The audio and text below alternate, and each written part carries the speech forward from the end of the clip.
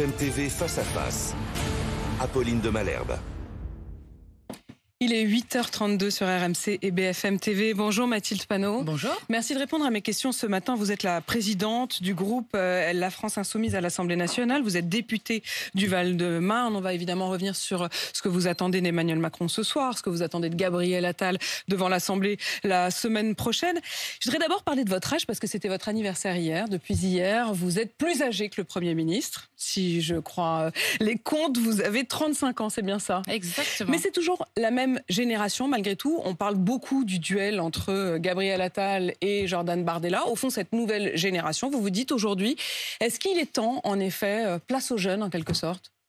Je pense que c'est pas une question d'âge, c'est une question de lignes politiques qui sont portées. Mais je crois que, par contre, ce qui est intéressant, notamment dans ce que nous on a appelé la génération Mélenchon, c'est que vous voyez pas tout à fait le même âge, la génération Mélenchon, si je peux me permettre. Si, mais alors je vais vous expliquer pourquoi. Parce que justement, ce qui est intéressant dans ce que Jean-Luc Mélenchon a réussi à créer, en plus des 22% à l'élection présidentielle, c'est justement de redonner non seulement de la place à des jeunes et d'avoir réussi à faire monter des personnalités politiques, ce qu'il est un des rares hommes politiques à avoir réussi à faire dans une ampleur aussi forte, et puis d'avoir la génération Mélenchon qui vient justement après, d'avoir redonné le goût de la politique. Et je crois que c'est ça qui est important, plutôt que l'âge qu'on a, c'est ce qu'on porte. Et lorsqu'on voit que la jeunesse a majoritairement voté pour Jean-Luc Mélenchon, ça laisse un bel avenir à la France. Mélenchon et pour le RN. Non, beaucoup pour nous, 50% pour Jean-Luc Mélenchon. Mais c'est deux mouvements qui ont beaucoup attiré les jeunes, vous en conviendrez. Beaucoup moins pour le Rassemblement national que pour nous. Est-ce que vous vous dites pas d'ailleurs que c'est très bien de faire monter les jeunes, mais qu'à un moment, il faut peut-être aussi laisser la place? C'est ce qui est fait. Regardez, dans notre mouvement, vous avez par exemple moi qui suis présidente de groupe, vous avez Manon Aubry qui est coprésidente du groupe de la gauche au niveau du Parlement européen. Vous avez le coordinateur de notre mouvement qui lui aussi a une trentaine d'années. Donc c'est ce qui est fait dans notre mouvement. Mais il n'est pas encore quand même beaucoup présent Jean-Luc Mélenchon? J'espère qu'il sera présent encore longtemps. Jean-Luc Mélenchon, c'est celui qui a redonné le goût de la victoire à notre mouvement politique et à l'histoire longue que nous portons dans le pays grâce justement au fait qu'il reste un point d'appui. Et quand on voit ce qui s'est passé, notamment avec la loi immigration, heureusement qu'il reste encore une force organisée dans ce pays pour contrer l'extrême droite et la Macronie. Manon Aubry qui a 34 ans, si je ne m'abuse, donc le même âge ça doit être ça, je ne sais pas exactement, que le Premier ministre. Mathilde Panot, Amélie Oudéa-Castéra, la toute nouvelle ministre de l'Éducation nationale, affirme qu'elle n'a pas menti quand elle parlait du paquet d'heures non remplacé comme étant l'une des justifications qui a fait qu'elle a mis ses enfants dans une école privée, qu'elle les a retirés de l'école publique. Voilà ce que dit l'entourage de la ministre. La ministre n'a pas menti, non, c'est la maman, 15 ans après, qui s'appuie sur le souvenir et le ressenti de cette période que cette période lui a laissé, le ressenti, dit-on maintenant, au lieu de parler du paquet d'heures. Est-ce que vous comprenez que dans son souvenir, les choses se soient peut-être un peu embrumées? Non, alors déjà il y a un problème, c'est le mépris insupportable pour les personnels de l'éducation, c'est-à-dire celles et ceux qui font vivre l'école de la République au quotidien. Le problème principal n'est pas le choix personnel que fait la ministre, même si on peut discuter du fait qu'elle mette ses enfants dans l'école peut-être la plus réactionnaire du pays en termes d'établissement privé. Mais le problème n'est pas un choix personnel. Le problème, c'est d'abîmer l'école de la République pour justifier un choix personnel. Donc, qu'elle ait menti ou pas menti, je rappelle juste des faits. Les faits, c'est notamment des études qui montrent que les enseignants sont moins absents en moyenne que le reste des fonctionnaires et même moins absents en moyenne que les salariés du privé. Première chose. Deuxième chose, l'autre fait. Qu'est-ce qui explique les 15 millions d'heures qui sont perdues chaque année avec des enfants qui se retrouvent parfois sans cours de français, sans cours de maths pendant plusieurs mois au collège? Qu'est-ce qui explique ça? C'est les suppressions de postes. Et c'est donc le bilan notamment d'Emmanuel Macron, puisque 9000 postes ont été supprimés dans les collèges et dans les lycées depuis 2017, avec, dans le projet de loi de finances 2024, 2600 postes supplémentaires qui sont supprimés majoritairement dans le public. Ce que vous voulez dire, c'est qu'en justifiant par les paquets d'heures non remplacés le fait d'avoir mis ses enfants dans l'école privée, elle Elle disait combien l'école ne s'était pas améliorée, c'est ça que vous voulez dire? La responsabilité, elle pointe aussi le bilan d'Emmanuel Macron, c'est une évidence. Mais je vais vous dire pourquoi c'est indécent. C'est indécent non seulement parce qu'on a appris que donc on parlait de quelques mois en maternelle, première des choses. 6 Deuxième mois chose, en première section on parle maternelle pour son fils aîné. Exactement, on parle d'un établissement qui est dans le 6e arrondissement de Paris. Et je vous rappelle ce qui était issu d'un rapport sénatorial qu'il faut toujours avoir en tête. C'est que l'école la moins bien dotée de Paris est mieux dotée que l'école la mieux dotée de Seine-Saint-Denis. Donc en plus, on parle d'écoles qui sont ultra privilégiées, si je peux prendre cette expression. Donc, ce qu'il faut, c'est reconstruire l'école de la République face au manque de moyens qui a été organisé par Emmanuel Macron. Et je crois que Madame Oudéa Castéra ne peut plus rester à ce poste, vu les propos qu'elle a tenus et le mépris envers les personnels qui appellent d'ailleurs à manifester le 25 janvier et le 1er février. Et nous serons avec eux dans la rue. Vous estimez qu'elle ne peut plus rester? Vous appelez à la démission d'Amélie Oudéa Castéra? Écoutez, je pense que encore une fois, quand on abîme l'école publique pour justifier un choix personnel, alors qu'on est soi-même responsable des 10 millions d'élèves qui sont dans l'école publique, des personnels qui y sont et du bilan qui a été fait depuis maintenant des années, qui conduit, comme à l'hôpital public, à un effondrement de l'école publique, je crois qu'il est impossible que cette ministre reste, vu le manque de confiance qu'il y a notamment avec les syndicats. On l'a vu encore hier. Elle se rendra d'ailleurs ce matin à la fameuse école, la petite école publique dans laquelle son enfant avait été en maternelle. Elle sera, ça s'appelle l'école Littré, c'est en effet, comme vous le disiez, dans le 6e arrondissement de Paris. Elle y sera ce matin. Elle dit avoir échangé avec l'ancienne institutrice de son enfant, s'être excusée, qu'elle se serait excusée d'ailleurs mutuellement. C'est ce que dit l'entourage de la ministre. Vous dites, le problème, c'est pas le choix personnel qu'elle a fait, quoique. C'est quoi ce quoique? Est-ce que vous considérez que Sophie Binet, par exemple, de la CGT dit hier, tout ministre de l'Éducation nationale devrait scolariser ses enfants dans le public? Est-ce que vous êtes sur cette même ligne? Moi, je trouverais ça normal, parce que notamment, on parle de 2 millions d'élèves dans le privé, 10 millions d'élèves dans l'école publique, qui est fortement affaiblie. Et notamment, vous avez en fait un séparatisme scolaire qui se crée avec des enfants qui vont vers le privé, notamment parce que ils ont détruit l'école publique. Donc, je trouverais ça normal. Mais encore une fois, est-ce qu'au fond, vous estimez qu'il y a vraiment 2 écoles, ou est-ce que l'école, là, il s'agit d'une école privée sous contrat, hein, donc les professeurs sont payés par l'Éducation nationale, c'est l'école libre, c'est autorisé en France. Enfin, je veux dire, c'est un choix personnel des parents. Apparemment, elle a un rapport qui n'a pas été rendu public, qu'il faudrait rendre public sur le lycée Stanislas, sur des propos anti-IVG qui auraient été tenus, sur le fait de conseiller de ne pas porter le préservatif, ce qui est aberrant en termes de prévention, notamment d'éducation à la sexualité. Bon, donc ça, c'est un établissement particulier, c'est pour ça que je le pointais. Mais est-ce que ça veut dire que vous dites, non, mais puisque vous pointez du doigt cet établissement en particulier, est-ce que vous dites qu'au fond, il faudrait supprimer les subventions, supprimer l'agrément pour un collège comme le collège? Nous, on est pour l'abrogation de la loi Carle, c'est-à-dire la loi qui oblige les collectivités à financer les établissements privés. De même que nous sommes pour interdire les financements extra-légaux sur les établissements privés, avec une orientation générale qui est celle que l'argent public doit aller aux établissements publics. Mais je termine là-dessus. Non, mais je voudrais comprendre exactement. Ça veut dire que vous considérez que des établissements comme l'établissement Stanislas ne devraient pas avoir des professeurs payés par l'État, ne devraient pas recevoir des subventions? C'est pas ça que j'ai dit. Alors, pas dit l'abrogation de la loi Carle, c'est pas sur la question des professeurs. Pardon, je la connais pas bien. Les professeurs restent payés par l'État. Okay. Nous demandons plus de contrôle. On demande à ce que le rapport soit rendu public sur ce qui s'est passé sur l'établissement Stanislas et qu'il y ait davantage de contrôle. Mais les professeurs resteraient payés par l'État. Je demande juste à ce qu'on remette de l'argent dans l'école publique puisque c'est la seule qui est gratuite, laïque et émancipatrice pour toutes et tous. Mais je me souviens de vous Mathilde Panot, vous LFI, vous insurgeant contre le fait qu'on retire des subventions au lycée Averroès à Lille. Vous estimiez, c'est donc un lycée de confession musulmane, vous estimiez que c'était discriminatoire, vous l'avez défendu. Comme le président, pourquoi vous défendriez l'un et que vous accableriez l'autre. Comme le président du département qui est Les Républicains. Je vais vous expliquer pourquoi. Ce que nous demandons, c'est plus de contrôle. Je trouve normal que le lycée Averroès soit contrôlé. Il a été beaucoup plus contrôlé que d'autres établissements. Je rappelle qu'à immense majorité, ce sont des établissements de confession catholique dans notre pays et non pas musulmane. Et il se trouve qu'il y avait 2 poids 2 mesures évidents sur la manière dont étaient contrôlés. Je rappelle que sur des établissements, il y avait eu des problèmes graves qui avaient été, sur d'autres établissements, qui avaient été pointés et qui n'avaient pas mené jusqu'à enlever les subventions. Donc, c'était une des premières fois depuis au moins 30 ans dans notre pays qu'on voyait qu'on enlevait les subventions directement. Ça montre à quel point c'est rare, justement. Oui, mais ce que moi je demande, c'est qu'on le fasse pour tout le monde. C'est-à-dire qu'on le fasse pour l'ensemble des établissements. C'est cela que nous avions pointé à l'époque. Je vais vous expliquer le problème principal que nous avons. Dans le projet de loi de finances 2024, vous avez 9 milliards d'euros qui reviennent aux établissements privés, c'est-à-dire une augmentation de 6,7% par rapport à la loi de finances de l'année d'avant. Or, quand vous regardez sur les établissements publics, vous n'avez une augmentation que de 4,58% pour le premier degré et de 5,4% pour le second degré. Donc, ça veut dire proportionnellement, il y a plus d'argent qui va vers les établissements privés. Voilà, alors qu'il y a moins d'élèves. Ça, c'est la première chose. Deuxième chose, quand on regarde juste sur Paris, on a fait un calcul, vous avez des établissements privés sous contrat qui bénéficient de 85 heures hebdomadaires en plus en moyenne, notamment en regardant les effectifs par classe.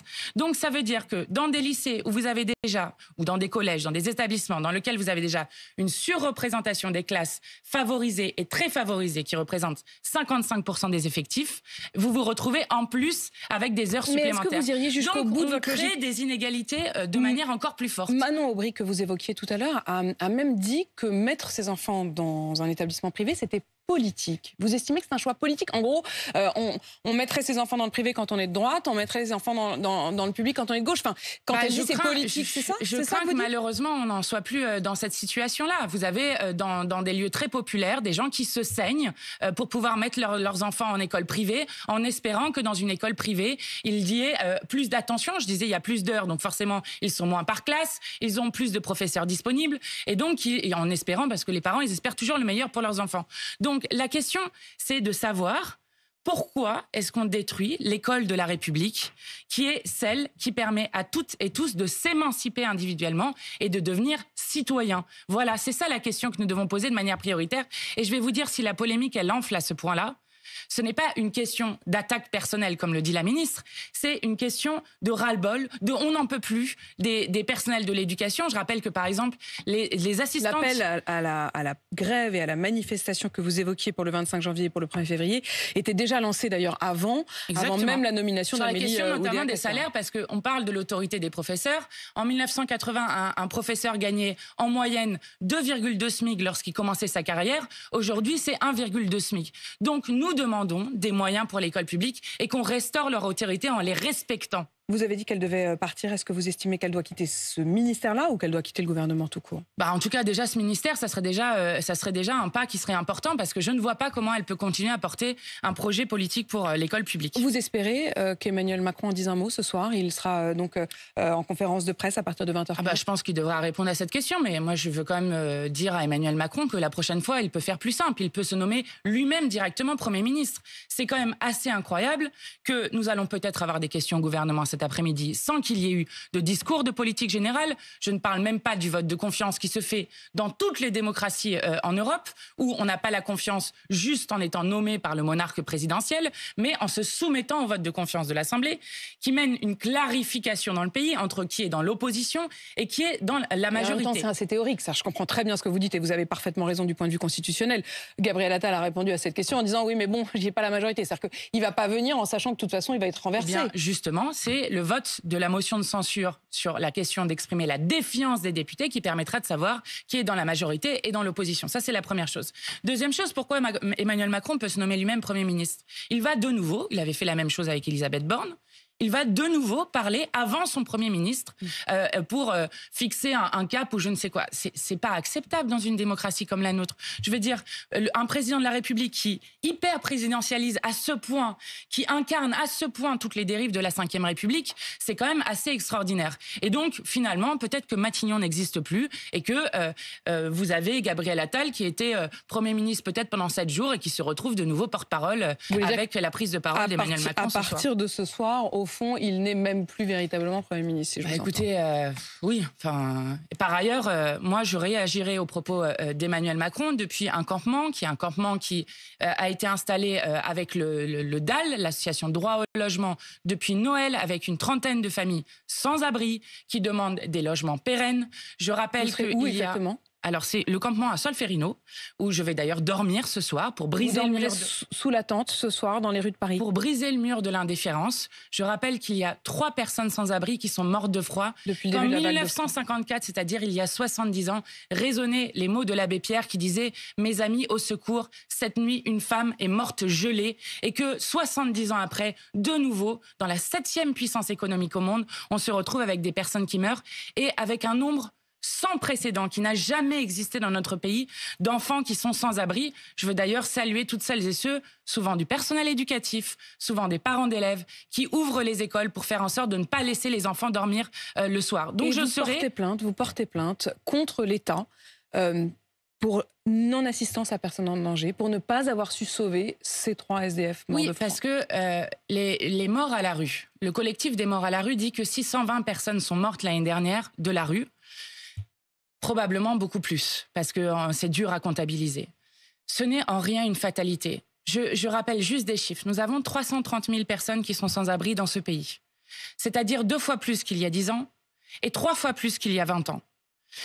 Vous avez des politiques qui sont menées, notamment la baisse des APL, la criminalisation des personnes sans abri avec la loi Kasbarian, qui sont menées, qui sont des politiques qui favorisent le mal logement et le sans-abrisme. Il n'y a aucune fatalité dans ce qu'on vit. Et je vais vous donner un autre chiffre qui va vous en convaincre. Il y a 3,1 millions de logements vacants dans ce pays. Si on prend ceux qui sont dans les centres-villes, parce que parfois on nous dit qu'ils ne sont pas vacants de manière durable, etc. Ceux qui sont dans les centres-villes vacants de manière durable, et d'ailleurs c'est pour ça que le campement est à Solferino, c'est parce qu'il est devant un immeuble où 80% des logements sont vides de manière durable. C'est 300 000 logements. Donc nous avons largement les moyens de réquisitionner ces logements. Vous défendez aussi ce que Yann Brossin, qui est donc sénateur communiste, demande la réquisition immédiate par les maires, par les élus, au moins de ces immeubles institutionnels, c'est-à-dire sans aller jusqu'au logement personnel, sur les appartements, mais carrément les immeubles, quand ils sont vides, pouvoir immédiatement et sans attendre les réquisitionner. C'est une mesure de bon sens, c'est une mesure de bon sens. Je rappelle que quand c'est réquisitionné, c'est des mesures qui sont pour 1 an, qui peuvent être renouvelées 6 fois. Donc c'est des mesures temporaires. Et que, par ailleurs, un propriétaire est indemnisé quand il y a une réquisition de l'État. Donc je veux dire, c'est une mesure d'urgence de bon sens. En plus, évidemment, de reconstruire le logement public, d'arrêter, puisqu'ils ont augmenté de 3,5% les loyers l'année dernière, de 3,5% les loyers encore l'année d'avant. Il n'y a pas de ministre du Logement. Au moment où on se parle, il n'y a plus de ministre du Logement. Vous vous rendez compte à quel point c'est incroyable ? Il y aura peut-être un secrétaire d'État qui sera nommé, mais enfin, au moment où on se parle, il n'y a pas de ministre du Logement. Alors que 3 personnes viennent de mourir en 4 jours de froid dans notre pays. Enfin, je veux dire, vous vous rendez compte du niveau d'irresponsabilité dans lequel on est. Donc, je le dis, ce soir, moi, je dormirai dans ce campement, y compris pour lancer l'alerte sur cette question. Je serai avec d'autres parlementaires insoumis, mais aussi d'autres groupes. Et nous le disons à ce gouvernement, il doit agir d'urgence sur cette question. Il est indigne d'avoir autant de personnes qui vivent à la rue dans un pays aussi riche que le nôtre. Mathilde Panot, dans ce contexte, la facture d'électricité va encore augmenter. La taxe sur l'électricité qui avait été mise de côté le temps des grandes hausses des tarifs de l'électricité va être rétablie. Ce sera donc 10% de plus sur les factures à partir du 1er février. Mais c'est totalement irresponsable. Regardez, les gens, nous sommes dans une situation dans laquelle les gens expliquent qu'un Français sur 3 n'arrive pas à manger correctement dans ce pays. Donc la faim disloque le pays. Vous rajoutez le froid qui s'empare du pays en plus, avec des gens qui doivent choisir entre payer la facture de cantine de leur enfant, payer les factures d'énergie, payer leur loyer, bref, qui se retrouvent dans des situations impossibles. Ce n'est qu'une décision, vous l'avez très bien dit, du gouvernement. Ça a déjà augmenté de plus de 25%. Disons que le gouvernement avait décidé justement de supprimer cette taxe et donc de faire baisser mécaniquement de 10%, mais elle décide là de la rétablir. Voilà. L'année dernière, ça a augmenté de plus 25% sur les prix de l'électricité. Donc ça veut dire que en 2 ans, il y aurait une augmentation de quasiment plus 37,5% de la facture d'électricité. C'est irresponsable. Je veux dire, on a déjà des gens qui ont froid chez eux. 80% des moins de 35 ans disent qu'ils ont froid dans leur logement. C'est aberrant ce qui est en train de se passer. Donc nous demandons solennellement au gouvernement de renoncer à la hausse de 10% sur les prix de l'électricité. Et d'ailleurs, nous avons lancé avec le mouvement Insoumis une pétition sur cette question que tout le monde peut aller signer pour alerter le gouvernement sur ce qui est en train de se passer et dire nous refusons, aux côtés des associations, aux côtés des associations de consommateurs notamment qui le demandent aussi, qu'on augmente de nouveau les prix de l'électricité et les prix de l'énergie pendant que d'ailleurs Total Énergie et les autres sont en train de se gaver comme jamais avec des records de dividendes qui sont atteints à chaque instant. Total Énergie, 18,4 milliards d'euros de dividendes versés. Est-ce que ce serait à Total de donner les sous pour compenser ces 10%? Bah oui, enfin, nous, ce qu'on proposait sur la question du blocage des prix à la baisse, que nous défendons depuis très longtemps. Je rappelle que nous sommes le seul groupe à l'Union européenne, à la fois en commission et en hémicycle, à avoir refusé la fin des tarifs réglementés de l'énergie et le marché européen de l'énergie responsable de l'augmentation des prix. Vous aurez vu que les prix de l'alimentation freinent leur inflation. Là, ça y est, on a peut-être l'inflation derrière nous, malgré tout. Ben, on attend de voir. En tout cas, ce que je vois, moi, c'est que, ce que nous avions proposé sur l'encadrement des marges, qui d'ailleurs concernait l'énergie, mais aussi l'alimentation, qui permettait que ça soit sur les distributeurs, que ça soit sur les grands groupes, qu'on fasse peser le prix de l'inflation plutôt que à chaque fois sur les ménages, a été refusé à 6 voix près à l'Assemblée nationale, et que nous avions proposé, je veux insister là-dessus, au moment où des agriculteurs manifestent partout en Europe, un prix penché pour les paysans, pour faire en sorte qu'ils puissent vivre dignement de leur travail. Donc ce que nous demandons, c'est effectivement qu'on aille prendre l'argent là où il est. Et de l'argent, il y en a beaucoup, puisque nous avons atteint un nouveau record de dividendes à 97 milliards d'euros versés en dividendes, ce qui est indigne vu la situation de malheur global dans le pays. Merci Mathilde Panot d'être venue répondre à mes questions ce matin, présidente du groupe LFI à l'Assemblée nationale. Vous serez donc ce soir sous une tente avec des SDF pour écouter la conférence de presse du président et pour y dormir.